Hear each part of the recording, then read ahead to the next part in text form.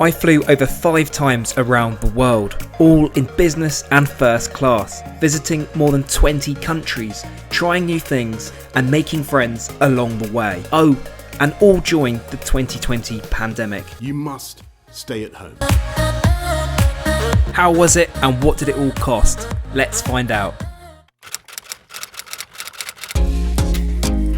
We start my year of travel at London Heathrow Terminal 5. I just got into the Concorde Lounge. I think first of all I'm going to go for an a la carte breakfast. After smashing back about a bottle of LPGS, I staggered over to the train to Seagate, where I'll grab my flight over to the US.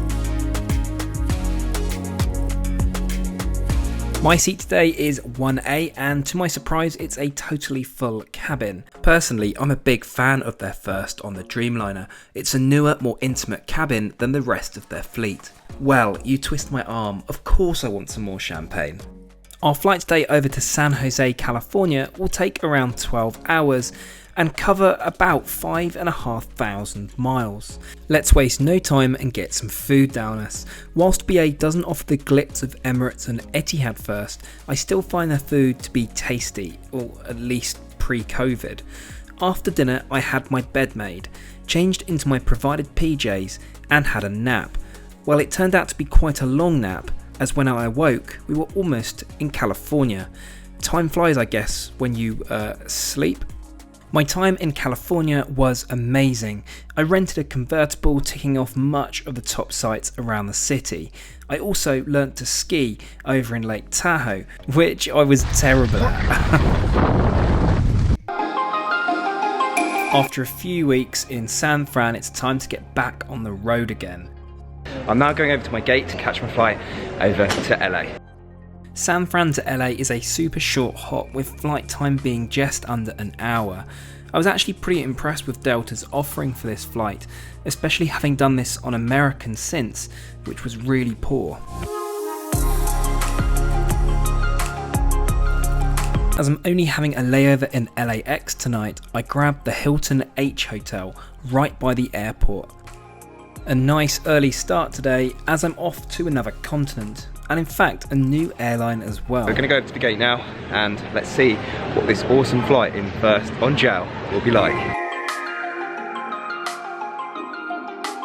Welcome aboard the flight today, which I'm going to be taking over to Tokyo. Flight time is 13 hours today, with a distance of 5,500 miles over to Tokyo Narita Airport. Let's crack straight on.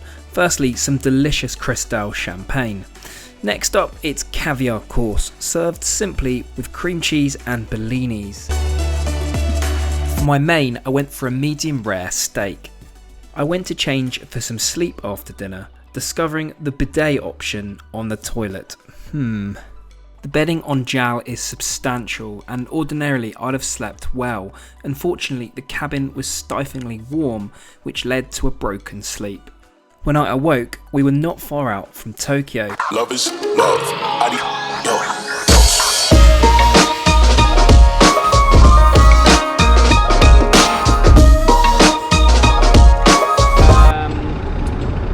Yeah. I don't know where else in the world this would be allowed, to be quite honest with you.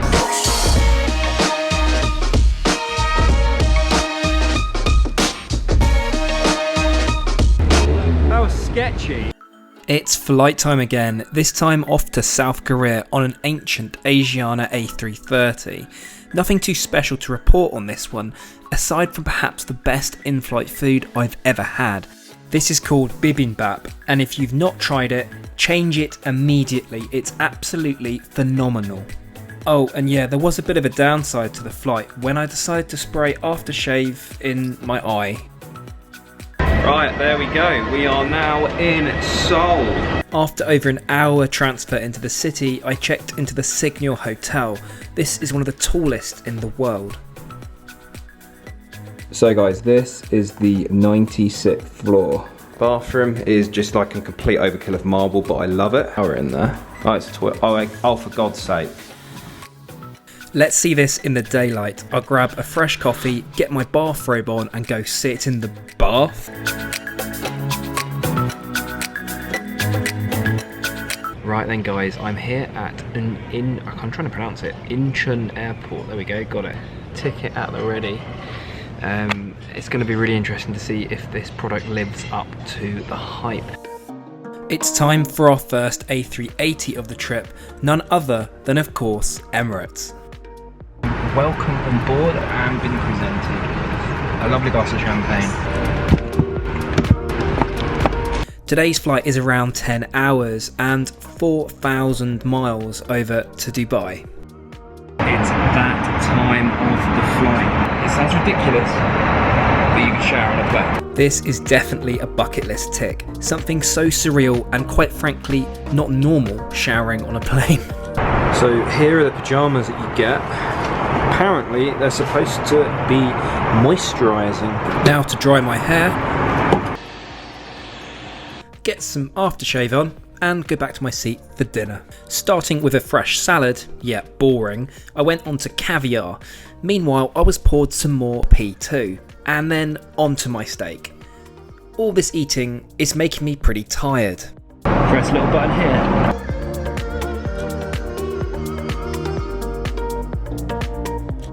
So, should we taste test a 24 karat gold cup of coffee? Yeah, welcome to Dubai.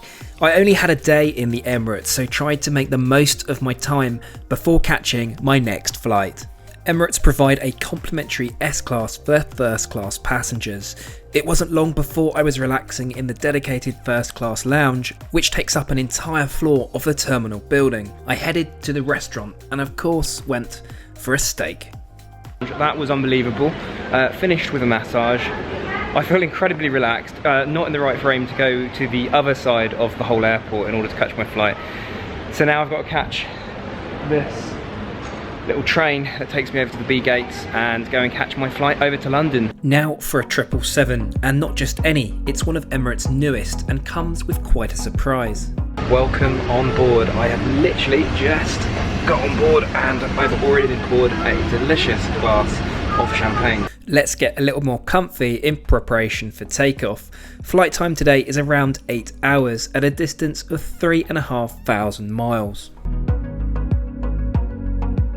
Once we reach altitude, I think it's time I show you just how crazy this first class product is. Yeah, it's more individual rooms than suites, and I have all of it to myself today.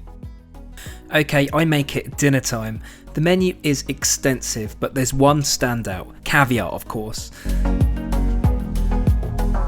Next up, my table is set for main. Yes, you guessed it, more steak. Finished off with some chocolate ganache and Hennessy Paradis. Yeah, you'll want to look that one up. With that, I changed into my PJs and got into bed. And yes, I did have an entire suite just as a bedroom. And what? Bye-bye. Bye-bye. Right, so we have now arrived in London. Today we are going to be flying over to Toronto. We are currently at London Heathrow Terminal 5 and I've got the plane behind me, the A350-1000. Welcome on board the A350. We're in premium economy today, 24K. We've got a 242 layout today. I've got a window seat. You can see we've got lovely big screens, hopefully some charging points as well, that'd be nice. Legroom was okay, but certainly helped by several sparkling wines before takeoff. Pushback was pretty efficient today, and within no time we were airborne. Flight time today is around 7 hours and a distance of 3,500 miles over to Canada. So, what's food like in premium economy, you ask? Well, I went for the braised beef for my main, which was tender and tasty, albeit it didn't look that appetising. I had some chocolate orange truffle for dessert though, which was super tasty. There wasn't too much else to do other than watch a movie, and within a few more hours, we'd arrived in Toronto. Today you join me in a very cold Toronto. In fact, it's about -12 and my fingers feel like they're going to fall off. Anyway, today we're going to be travelling over to Chicago, but we're going to be trying out a little boutique airline called Porter Airlines. So I found myself on a ferry going to the airport. This, guys, is Billy Bishop International Airport in Toronto. As you can see, This is the distance ferry goes. I kid you not, it's an airport on its own private island. I almost didn't believe the instructions I got on Google, and it certainly confused Uber. I've just come over to the departure lounge and I am in my element. As somebody that is obsessed with flying, this is probably one of the coolest little departure cafes I've ever come across. Check out this view. So you literally have your boarding gate there and then a view across the city. Could that be any cooler? After plane spotting for a bit, it's time to get on board. The Dash 8 turboprop we're flying today is tiny. Flight time today is 1.5 hours with 450 miles to cover over to Chicago Midway. Welcome to Chicago, guys. I was in Chicago for a couple of days for work, but thankfully got some time to explore. Highlights including the Bean, still don't quite know what that is, and of course a deep pan pizza, which took me about a week to recover from. It's time to get back on the move again, this time on the iconic 747. Little did I realise at the time this would be my last flight on BA's Jumbo. What made today's trip cool though was we got an upgrade for my buddy Pete to join me on the upper deck or bubble of the 747. Got the whole of the upstairs of the 747. It's one of the seats here. The best seats actually to go for are the exit row ones here. Slammer time soon, mate.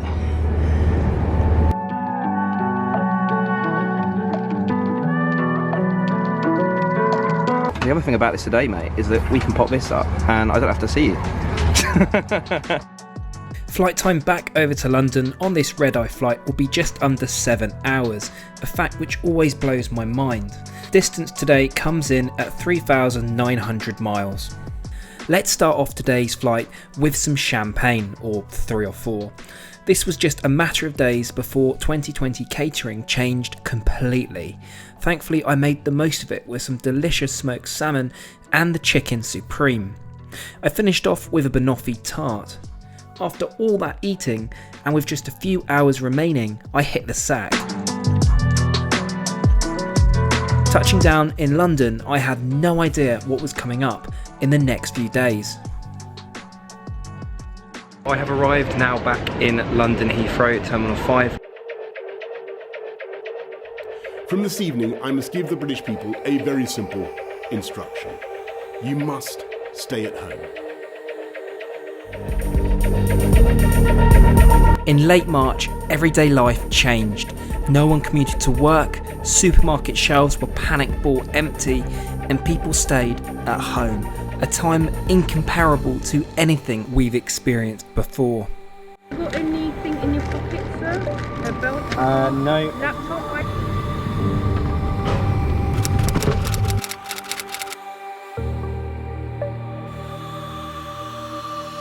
So for the first time in 3 months, let's go catch a flight. This was a super surreal experience for me and my first taste of what's to come. There was an immense sense of joy getting back on board, but sadly matched with uncertainty. As someone that flies so much as part of their job, and to have gone several months without it, this felt super strange to be taking off. Flying over a lockdown world below felt almost as if I was watching from afar, brought back to reality by the fact that the crew are now wearing PPE and there are significant service cuts.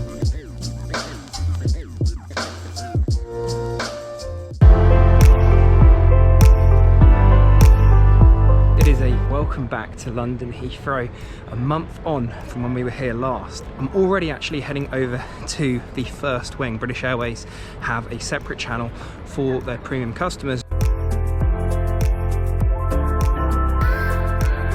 So after being an absolute hooligan and slamming a glass of champagne, I think I'm going to get another one because, you know, I've missed travel.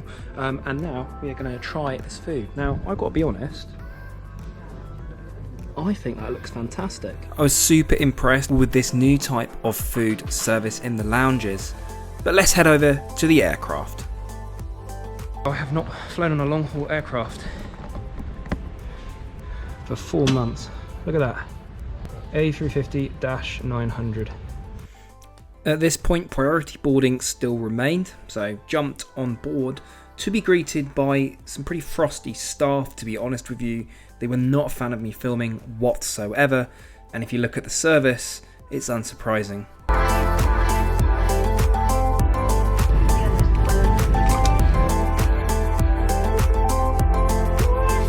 After takeoff, my love-hate 2020 relationship with Iberia began. Their COVID cuts meant service was a glass of water and a tiny packet of nuts. It's a shame really, because Iberia's wide-body business class is actually pretty competitive. It wasn't long before we descended into Madrid. This flight was the first real sense that flying was going to totally change under the guise of Rona cuts. Welcome to Spain. This was also my first time in another country since March, and boy, what a surreal one. Plenty of signage up everywhere, but still quite busy. The strange part was going through the new health screening section though, which just felt very bizarre. I grabbed an Uber over to my airport hotel, and I'll see you in the morning. An early start today and back over to the airport. The departure board seemed busier than London, and the airport did, to be fair, match this with quite a few flights departing. I grabbed a coffee from a self-serve machine as this was the only thing open and walked over to my gate. Today's flight was super busy with almost all of economy sold out and around half of business class occupied. It wasn't long before boarding was completed and we pushed back, bound for Belgium.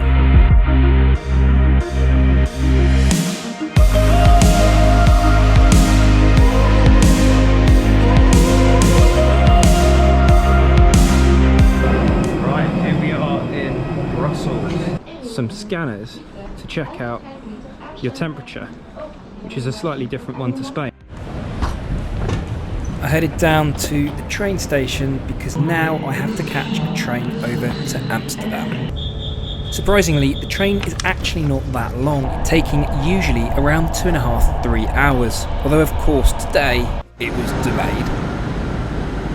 Well, welcome to Amsterdam. We have finally made it.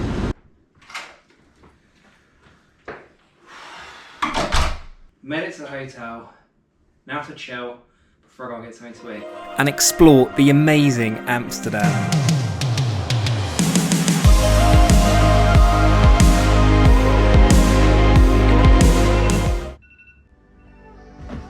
After a super restful sleep, it's time to get back over to the airport because we have yet another flight.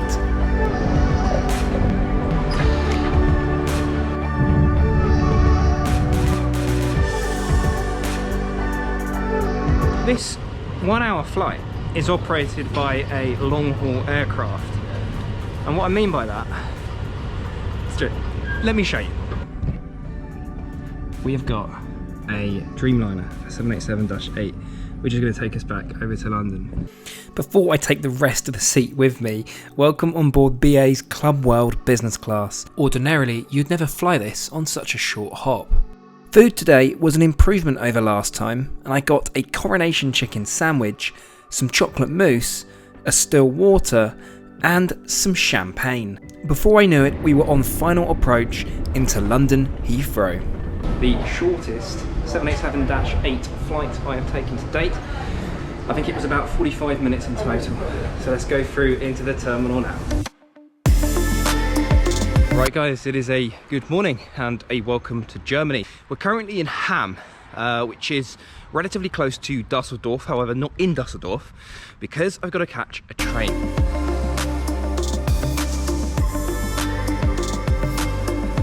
Well guys, here we are. This is the Turkish Airlines A330 that today we are flying over to Istanbul. Let's get on board. It seems, as you can see, pretty quiet, and I am 4J, I think, which is here. For Europe, it's really quite unique to have a wide body operating this route, but great for me as it's lay flat.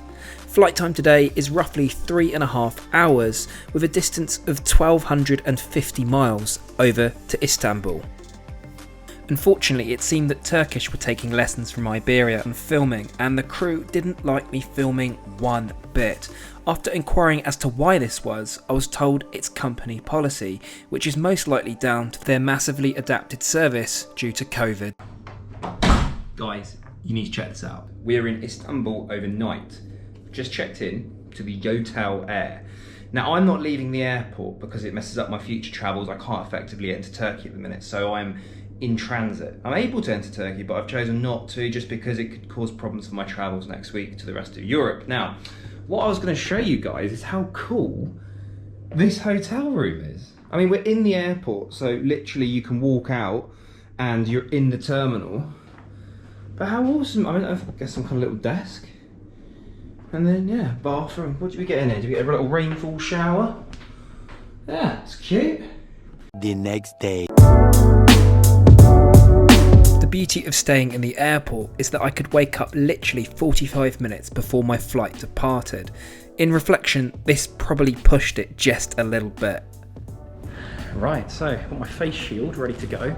I've got my boarding passes. That was not straightforward because they were very confused at what I was doing. To be fair on them, most people are anyway. Oh, by the way, welcome on board Qatar Airways. Now that took you by surprise, didn't it? Let's settle in to Q Suites, the world's best business class. No more Turkish Airlines in sight. So where are we off to? Well, Doha, of course. Flight time is roughly 4 hours over to Qatar, over a distance of 1,700 miles. Uniquely, I have the whole of the second cabin to myself on this flight, so let's take a look at what Q Suites offers you. Each suite is privately enclosed with a mid-height door. This privacy is more akin to first class than business. Okay, food. After experiencing so many cost-cutting airlines, it's super refreshing to see full service being offered on Qatar. It's time to see the party piece, the double bed. Yeah, nothing quite beats being able to sit in a double bed at 40,000 feet sipping on LP Rosé. Especially after the past few months, this felt dreamy. As we glided into Doha, I felt content and confident that air travel did indeed still have the excitement and fun of pre-COVID. We are currently in Frankfurt and I'm just about to hop on a train now to take... Shut up, bitch! Oh my God!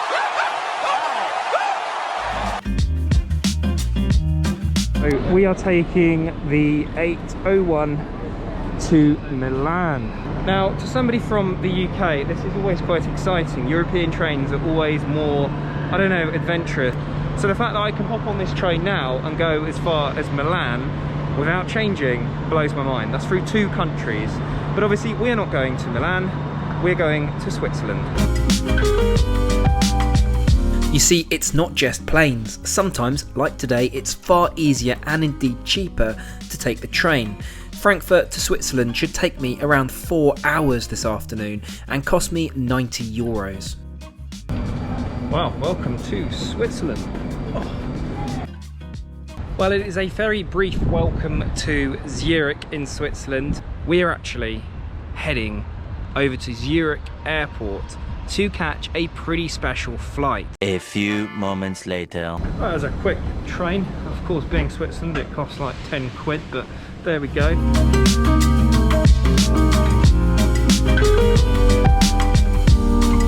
she is, guys. The A340 that we are taking over to London. Yes, I know. Could you believe that we're taking a plane so big on such a short distance? During COVID, Swiss frequently operate this iconic A340 on the London Heathrow route for freight reasons. It's awesome for me as I'm able to experience Swiss long-haul business for, well, an hour and a half. This brings me onto flight distance today, which is just 490 miles. But here's what really blew my mind. Swiss offer unchanged business class service on board, which is wonderful to see, especially when you consider the service cuts we've experienced with both BA and Iberia. Wow, that was absolutely amazing. Just a couple of days later, I met up with some of my friends in the BA lounge. We were off to Amsterdam, but not before we made a serious dent into the Concorde Terrace LP. I get asked a lot if I enjoy travelling solo, and by all means it's fun, but you can't beat travelling with your buddies. Flight time today is a mere 45 minutes, but BA are serving champagne on board, so I can attest for both myself and Linz, we made good work of their supply. I love staying in quirky hotels when I'm away, and this is no exception, as it has a swing on the roof. Question is, would you try it? Right, so it's back on the road for me and a new business class product to try. I grabbed the airport train from Amsterdam city centre and made my way through security. Well, I can't exactly say I was expecting that. A little bit lighter than anticipated. So Turkish apparently have a rule, which is interesting because it was different to the flight I took on them last week, where they will not let you use the overhead bins. Sometimes I really don't know why I do it to myself. Back on Turkish. Here we are on board. Here is my seat, 2A. Now, as I said, I cannot put anything in the overhead bins. So this has to go underneath the seat apparently. Today's Dreamliner is the newest version of Turkish business class, uniquely operated on the Amsterdam flight. Flight time is roughly 3.5 hours over a distance of 1,400 miles. Okay, here goes refreshments. Let's start with a Pepsi Max and I'd love to give a decent review of the food, but it's literally pre-packaged snacks and not even really worth a proper unboxing. Such a shame to see from an airline that used to be among the very best of in-flight dining. Right, welcome to Istanbul. I had around 24 hours on the ground in Istanbul, so what did I see? I headed firstly over to the old town, exploring the grounds of the Blue Mosque, and then I walked over to the Grand Bazaar. Of course, after exploring, I had to have a lamb kebab, and then some Turkish delight. This is incredible. Just bought it off like a street vendor as well. It wasn't like a proper shop or anything, but that's always the best way when you were travelling, right? The street food. I really enjoyed exploring Istanbul. It's somewhere I'd highly recommend, so certainly add it to your travel list. You join me at 40,000 feet en route to Madrid on board a totally empty BA Dreamliner. This was surreal as it sounds and did allow me to experience all of the different seats and of course drink all of their champagne. Right, so welcome to Madrid. After running through the transit formalities, yeah, you need to complete a medical form just to enter these days, I headed over to my next flight. We're now at Terminal 4 in Madrid. Basically, I now need to go and check in for my flight. Shield on, walking down the jet bridge, ready to get on the plane. Yes, you've guessed it, we're back on one of my favourites, Qatar Airways. Not their Q suites today though. Our flight is taking us 3,300 miles and 8 hours over to Doha. Of course, it goes without saying, it's time for food. I started with the Arabic meze, which is a personal favourite, and then had a main course of ravioli, all superb. After dinner, I went over to one of the other seats and made it up into a bed. I actually prefer these older gen seats for sleeping than the Q suites. Controversial, I know.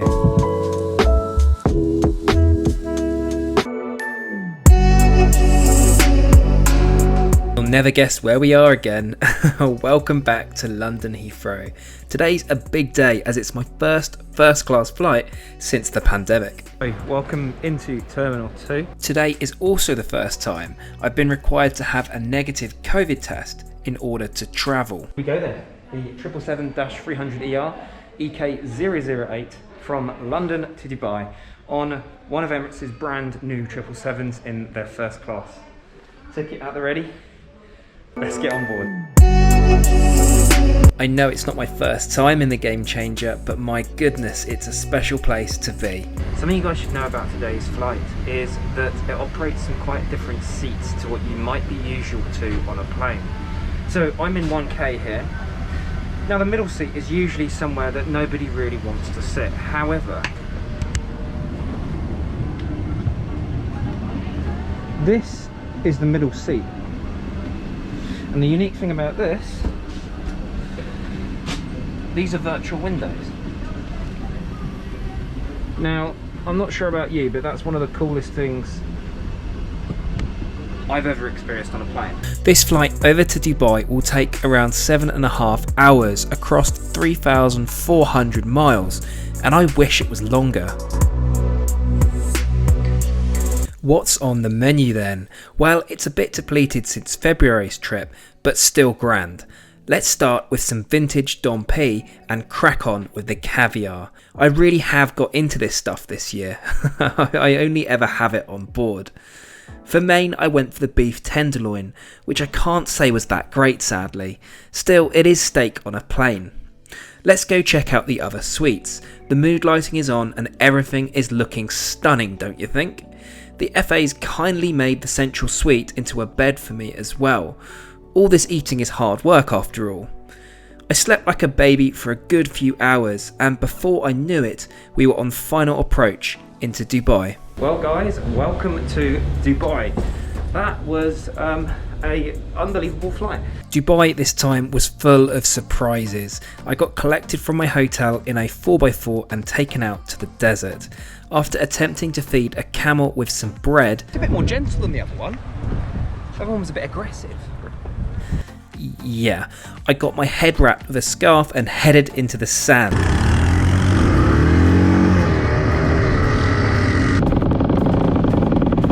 But this wasn't the only surprise. Next up, I'm going to fly a plane. I can only put this down to my two friends for organising this one. A massive thank you to both Bruce and James for making this a reality. And also, I guess, for a rather expensive new hobby.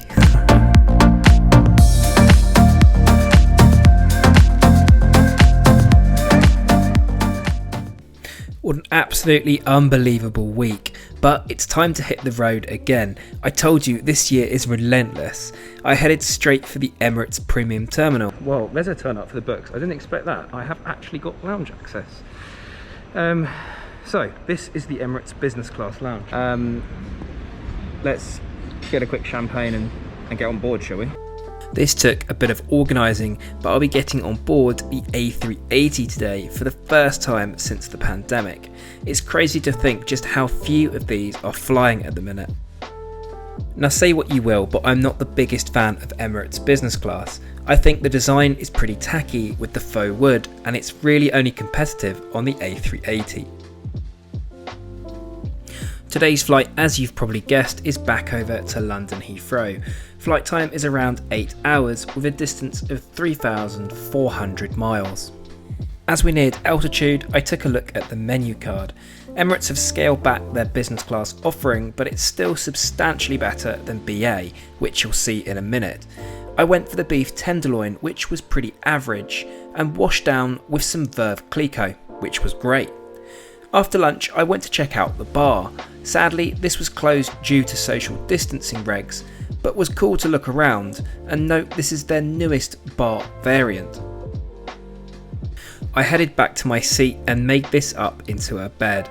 I suppose I better snooze off some of that voo-voo and catch up on some beauty sleep.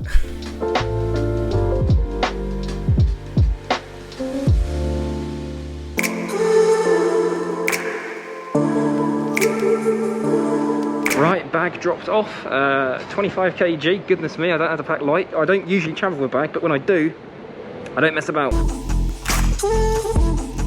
Today I'm departing from Seagate, which means a train. Goodness, the times I've pushed departures too fine in getting this blasted train. Let's go get on board. Also, it appears that the plane is miles away. Dubai, let's go. So we are in the mini cabin today, which I'm hoping will be relatively quiet. The main cabin looks busier. As you can see through here, we've got World Traveller Plus, which is the British Airways Premium Economy. But this is my seat today. I love the new BA Club Suites. Each suite has a direct aisle access, and I really like the seat design. After a delayed pushback, we left stand and headed into the night sky. The flight today will take around 7 hours over 3,500 miles. Now I did say I'd reference BA's food, and yes, they do finally offer a hot meal, but it's all still very basic and little different to what you'd usually get in economy. About an hour into the flight, I thought I'd try and get some sleep. The seat folds fully flat and comes complete with white company bedding. I slept for the vast majority of the flight and awoke not far out from Dubai.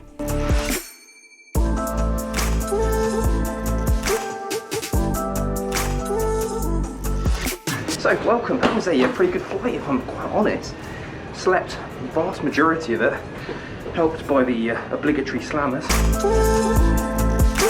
Right, so I managed to wing an upgrade here at the Jumeirah Emirates Towers. Let's just have a look at this presidential suite. Oh, look at that! Opens out to this degenerate. Hello! He's trying to learn to play the piano. What I used to, I'm just trying to actually find how to play a song. All right, mate, I'll leave you to do that once we have a look around. And now we have the guest room in... This is just, honestly, this is absolutely ridiculous. And then, okay, you've got a hot tub. Yeah, that's just lovely. Well, I certainly do find myself in some very obscure situations. James and I are in the middle of a desert, having so much fun. But look at this. How crazy is this? Yeah, this might be one of the most unique flights of the year, on a hot air balloon over the desert. Genuinely, this was one of the most special experiences of my life.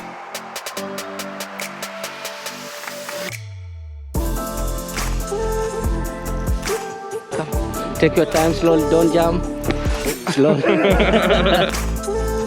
Go through to get a Rona test now. Obviously going over to the US. I swear, 20 tests in, this doesn't get any more comfortable.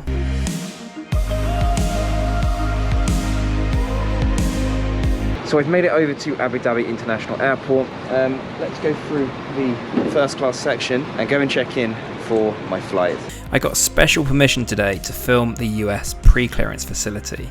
The whole process was rapid, and I'd suggest pushing your plans through here in order to arrive into the US domestically. Let's go jump on this 15-hour flight over to New York. Right, let's get on board. I am 1K as before. Let's get settled in. This will do very nicely. And it's surreal to think how long this flight is going to be. The last part of my 2020 adventures is coming to the channel in the next few weeks and includes my experience of flying into the US amidst the worst of the pandemic. Now, I guess you probably want to know how much all of this has cost. Well, let's remember, I've shown you only a snapshot today of my flights. In fact, all 60 of them in 2020 came to nearly 120,000 miles. How much did this all cost? Well, I booked smartly, using points and tricks where feasible. The total cost for my 2020 flights came to £10,000, working out an average of £160 a flight. Not bad, eh? Thanks so much for watching, and hope you enjoyed my year in review. Plenty more content coming up next week.